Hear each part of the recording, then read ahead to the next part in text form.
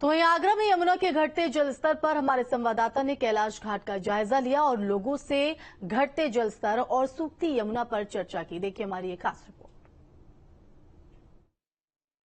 नमस्कार, मैं हूं विनीत दुबे और आज मैं आगरा में मौजूद हूं कैलाश घाट पर। जी हां, हम इस समय कैलाश महादेव मंदिर पर है। एक तस्वीर आप देख लीजिए, मेरे दाहिनी तरफ यहां कैलाश मंदिर है और आप देख सकते हैं कि मंदिर से घाट कितनी दूर है और यमुना मैया भी लगातार दूर हो गई है। हालांकि यहाँ पर पानी जरूर दिखाई दे रहा है, लेकिन इस पानी की खूबसूरती से आप समझ लीजिए कि अगर यमुना में पानी ज्यादा होगा तो किस तरीके से हमारे घाट सुंदर लगेंगे और ताजमहल की खूबसूरती जो है वो और ज्यादा निखर कर आएगी। लेकिन अफसोस की बात यह है कि चुनावी एजेंडे में हमेशा से यमुना मैया को शामिल किया जाता है, लेकिन कोई काम यमुना पे नहीं हो पाता है। हर बार वादे जरूर होते हैं लेकिन दावे फेल हो जाते हैं। तमाम लोग हमारे साथ जुड़े हुए हैं, उन सबसे बातचीत करेंगे और इस चर्चा में आज हम बात करते हैं यमुना मैया की। सबसे पहले महन जी आपसे शुरुआत करेंगे। हम कैलाश घाट पर इस समय मौजूद हैं। महादेव का मंदिर है और काफी प्रसिद्ध मंदिर है। पहले में और अब में क्या अंतर आया है और लगातार वाटर लेवल घट रहा है, उससे कितना फर्क पड़ा है आपको? हर हर महादेव। कैलाश महादेव मंदिर एक ऐसा ऐतिहासिक मंदिर है जो स्वयं भगवान परशुराम और उनके पिता यमदग्नि ऋषि के हाथों से स्थापित है। हजारों वर्षों से यहाँ पर यमुना मैया जो है मंदिर से टच होकर चलती आ रही थी, लेकिन कुछ वर्षों से यमुना मैया काफी दूर चली गई हैं और हमारा ऐसा प्रयास भी रहता है कि यमुना मैया उसे घाटों का निर्माण कराने के बाद यमुना मैया जो है मंदिर से टच होकर चलें।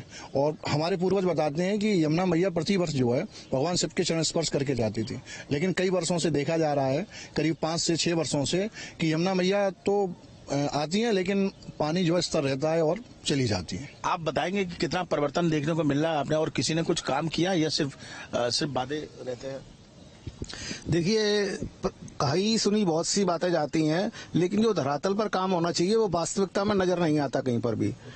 होना ये चाहिए कि यहाँ नदी के किनारे जितने भी जगह हैं उनकी सफाई हो, ताकि लोग आ सकें, अपना सहयोग दे सकें और उसके हरियाली के लिए नदी के किनारे किनारे ग्रीन कॉरिडोर बनाना चाहिए पेड़ों के द्वारा, और नदी के अंदर से सफाई करनी चाहिए ताकि उनमें पानी चलता रहे। आज नदियों की स्थिति ये हुई है कि ऊपर रेत आ गई है और पानी केवल इधर उधर से ही नाले के रूप में बहता है।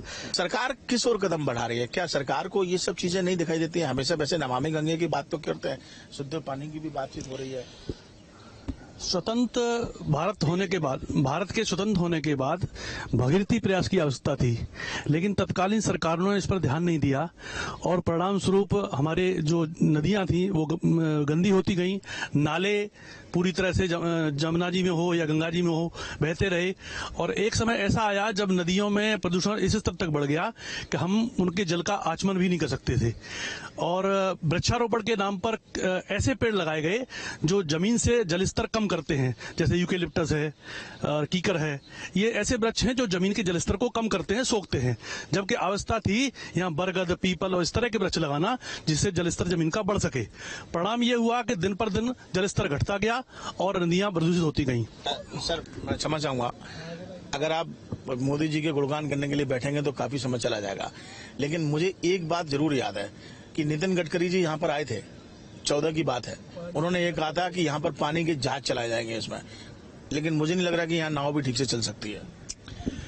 ये बात ठीक है, उन्होंने कहा था, लेकिन ये सारे काम भगीरथी प्रयास की तरह संपन्न हो पाएंगे और इस पर काम चल रहा है। और जल्दी ही आप देखेंगे कि इस कालखंड के अंदर जो 5 वर्ष का कार्यकाल है, इसमें यहाँ दिल्ली से लेकर ताजमहल तक आपको स्टीमर चलता हुआ दिखाई पड़ेगा।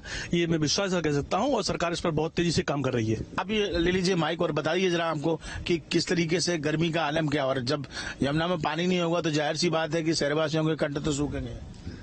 सर, जल तो जीवन है, बिना जल के कुछ हो नहीं सकता।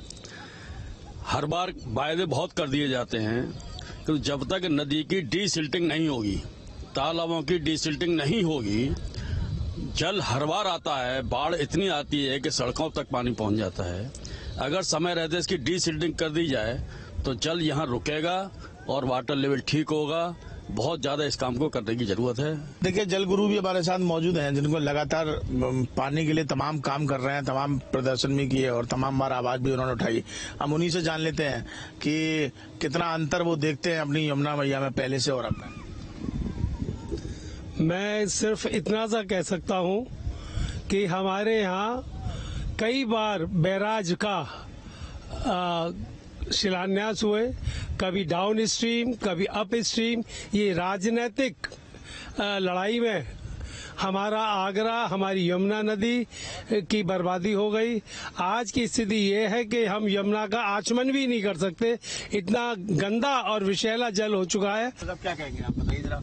हाँ, इसमें कोई दोहरा नहीं है कि जो यमुना जी का जो जल स्तर बहुत कम हुआ है और दूषित भी हुआ है, क्योंकि जगह जगह एक तो नाले जो गिराए जा रहे हैं उनके पानी को रोक के सिंचाई इत्यादि के कार्य में ही इस्तेमाल किया जाए, यमुना में आने से रोका जाए। एक तो ये प्रयास होना चाहिए, और दूसरा ये कि जो हमारे जो ग्रामीण क्षेत्र में यमुना के किनारे 10 से 20 किलोमीटर के दायरे में काफी तालाब और झील बनी हुई हैं, तो उनको भी संरक्षण की बहुत जरूरत है। बिल्कुल। और भाई साहब से बात कर लेते हैं। सर बताइए, आप अपने शब्दों में कुछ कहना चाहेंगे कि इस सूखती यमुना पर? डी सिल्टिंग बहुत जरूरी है। नितिन गडकरी जी ने कहा था कि इसको करेंगे। अभी हमारे भाजपा के प्रतिनिधि बैठे हैं, उन्होंने यही बात कही। डी सिल्टिंग को पहले तो सारे रास्ते ही जलयान के तहत ही सब रास्ते बने हुए थे, फिर सड़कें आई, सारी चीजें हुई। तो जल के संरक्षण और डी सिल्टिंग की बहुत जरूरत है, इस पर काम करने की जरूरत है। चलिए युवा पीढ़ी से बात कर लेते हैं। आप बताइए, आप क्या कुछ कहना चाहते हैं? क्या आपकी सोच लगती है, आपने कुछ सर्च किया हुआ? सब जैसे मंदिरों का जो कूड़ा जाता है यमुना में, उसके लिए ये होना चाहिए कि आम जनता का जो सहयोग है वो बढ़ना चाहिए, ताकि जो पढ़े लिखे जन हैं जो भी आ रहे हैं आजकल, मतलब आजकल जो पढ़े लिखों की तादाद है वो 70 से 80% हो गई है। तो उसके बावजूद भी यमुना में जो कूड़ा कचरा डाला जाता है, जो फूल वगैरह डाले जाते हैं, जबकि सबको पता है कि वो पानी में घुलते नहीं है, वो मिलते नहीं है, लेकिन उसके बावजूद भी वो बढ़ता जा रहा है। तो वो बंद होना चाहिए। देखा है, ये आपको क्या लगता है? नगर निगम में चर्चाएं होती रहती हैं कि किस प्रकार से पानी की सेविंग की जाए, और यह विषय केवल नगर निगम का ही नहीं है, ये पूरे देश का भी विषय है। दिनों दिन पानी की कमी होती जा रही है, नदियां सूखती चली जा रही हैं, और गंभीर विषय यह है कि जो पहले तालाब कुएं जो हुआ करते थे वो सब पाट करके लोग अपने बिल्डिंग, नए घर ये सब बनाते चले जा रहे हैं। पानी का सोर्स अगर नदी में आता रहेगा तो नदी में आएगा कहाँ से? आएगा तालाबों से।